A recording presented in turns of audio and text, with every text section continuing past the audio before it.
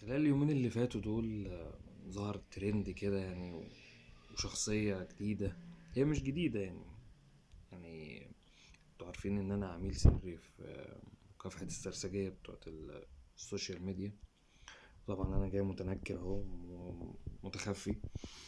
الفكرة ان ناس كتير كلمتني، لا مين دي ومين فلانة وانت اكيد عارف ومخبي علينا. طيب، سوزي الأردنية. يعني سوزي الأردنية دي مش اسمها سوزي طبعا، هي اسمها سناء أيمن حتحوت.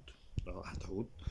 وهي بدايتها كانت في موقف الأردنية في العاشر من رمضان، وكانت بتبيع فجل وجرجير. وطبعا بقى اي حد دلوقتي بيتشهر على التيك توك بقى عادي، بتاع جرجير بقى بتاع ميكروباصات عادي، فايه سهله يعني. دكتور جامعه شغال. طبعا الناس طلعتها ترند، مش عارف ليه، على اساس ايه ما تفهمش. ف للاسف ان الناس، احنا بقينا شعب تافه جدا. شعب بقى هزق.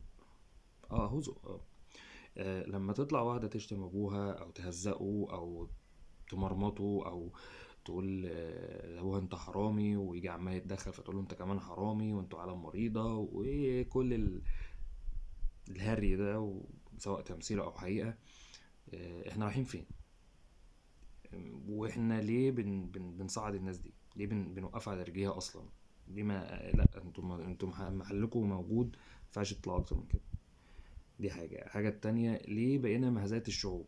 احنا كنا أسياد الشعوب، ليه بقينا دلوقتي مهزقة الشعوب؟ عشان شوية فلوس؟ ايه، هتجيب عربية جديدة؟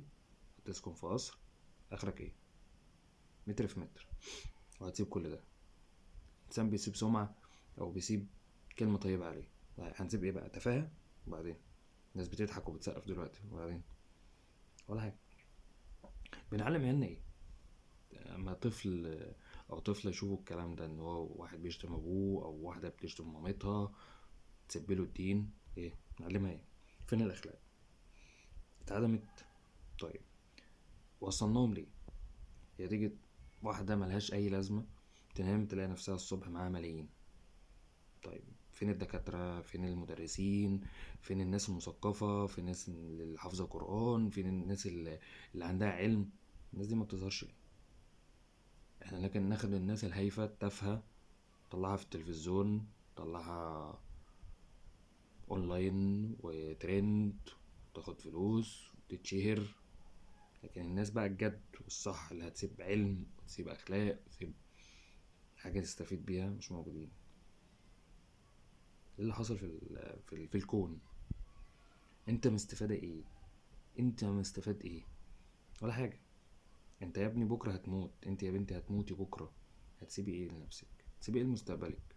الناس هتقول عليك ايه؟ يا كنت تافهة، خدت ايه؟ فياريت يعني احنا شعب، احنا اسياد الشعوب.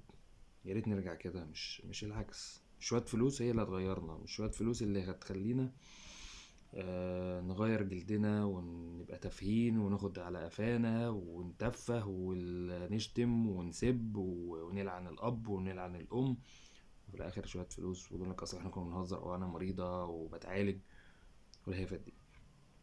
فبعد إذنك يا ست سوزي احترمي نفسك، عيب.